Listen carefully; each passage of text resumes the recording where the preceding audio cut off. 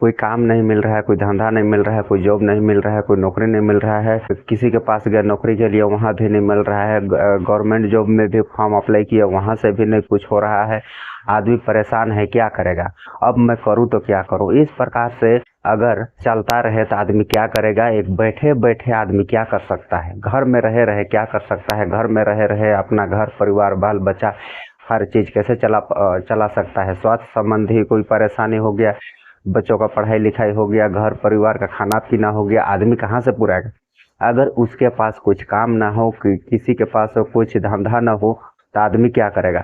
अगर आदमी अब मेहनत मजदूर करेगा भी तो कितना दिन करेगा, वही 10 साल 15 साल 20 साल 30 साल, हम मान लेते हैं चलिए 30 साल। 30 साल आदमी अच्छा मेहनत मजदूरी करता है, बाद बाकी तो उसका भी तो कुछ समय है। ये शरीर तो उतना ही नहीं रह जाएगा, ये शरीर तो थोड़ा कमजोर होगा। आज के दिन में इतना है, कल के दिन में उतना ही थोड़ी रहेगा।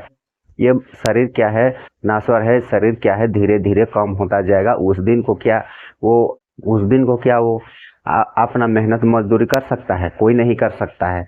तो अगर एक एक आदमी 30 साल भी अगर अपना मेहनत मजदूरी करता है तो एक साल में कितना कमा लेता है। एक दिन में मान के चलिए, हम मान लेते हैं 300 रुपया, 300 रुपया कमा रहा है।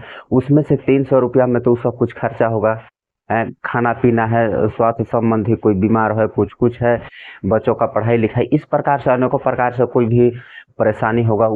200 रुपया खर्चा कर देता है और 100 रुपया बचा भी लेता है, तो 100 रुपया में कितना होगा, 3,500 3,3500 करीबन एक साल में अच्छा बचाता है। अब वो 30 साल में कितना बचा पाएगा। अब भाई उतना ही थोड़ी चलते रहेगा, कहीं कभी तो उसका 300 रुपया भी खर्चा हो जाएगा, कभी तो 300 की जगह में 500 रुपया ऐसे माइनस भी हो जाएगा।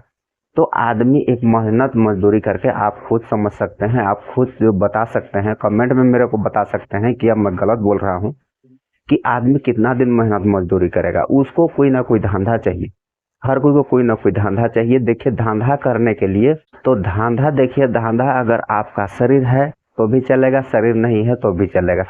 शरीर नहीं है फिर भी से आपका शरीर, मान के चलिए आप बूढ़े हो जाते हैं, उस दिन भी आप कोई धंधा को चला सकते हैं। मान के चलिए आपने कोई दुकान खोल लिया, अभी आपका समय है, अभी आप हार्ड वर्क कर सकते हैं, अभी काम कर सकते हैं, तो अभी आप दुकान भी तो चला सकते हैं, दुकान चला सकते हैं।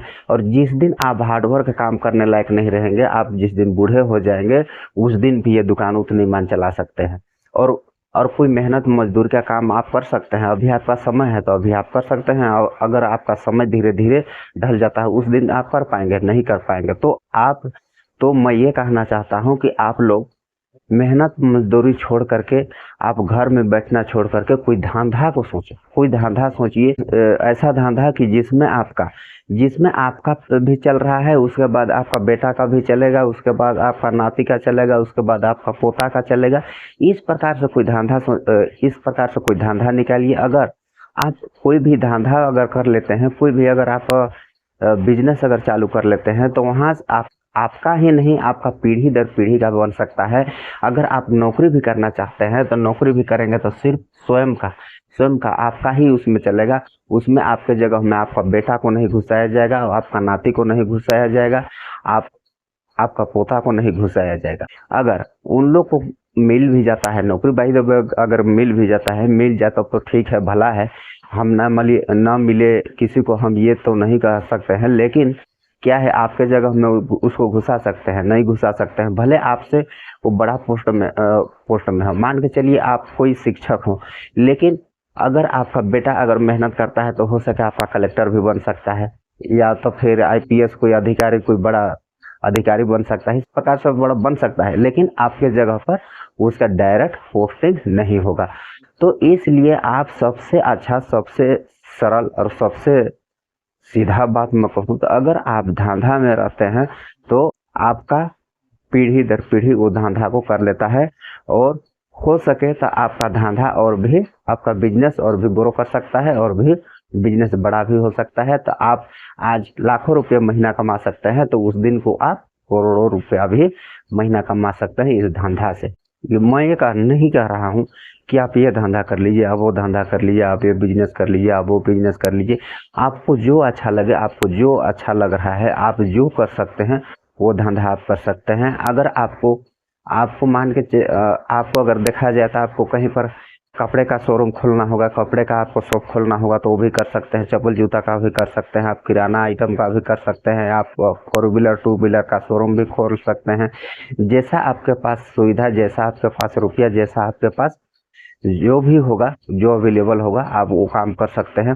कोई भी धंधा अगर आप करते हैं, कोई भी अगर आप बिजनेस लाइन में जाते हैं, तो मैं कहता हूँ आपका पीढ़ी दर पीढ़ी उस वहाँ से आपको इनकम हो सकता है, फिर आपका पीढ़ी दर पीढ़ी वहाँ से आपका सुधर सकता है। सिर्फ क्या आपका एक कदम रखने पर, आपका कदम रखने पर अगर आपका पीढ़ी सुधर सकता है तो आपको क्यों नहीं करना चाहिए धंधा? आपको धंधा ही करना चाहिए, कोई बिजनेस ही करना चाहिए, कोई व्यापार ही करना चाहिए, कोई कारोबार ही करना चाहिए।